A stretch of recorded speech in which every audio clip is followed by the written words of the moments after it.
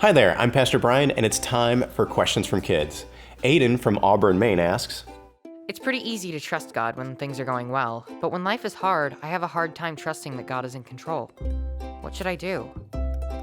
Aiden, thank you so much for that question, because, I think we need to be real and acknowledge that life is hard at times, isn't it? Sometimes we think that following Jesus means that life will be perfect and fun and easy, and that is not the case.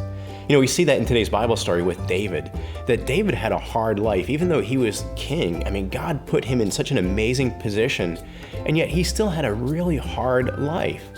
And we do as well. And the answer here is for us to understand that God is at work in the good times and in the hard times, the difficult times. And here's the thing, God is in control. So we can trust that God is doing something, that the hard things that we experience, there's a reason for them. They're not pointless. And that makes it a little bit easier to trust in God and get through those hard times because we know that everything God does, even those difficult times, are for God's glory and our good.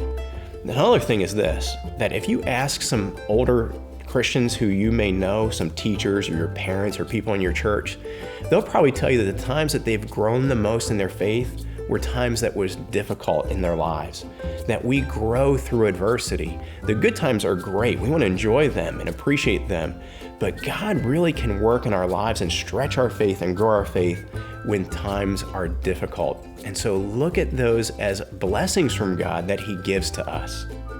So here's a question for you. How can you share God's love with others who are going through a hard time?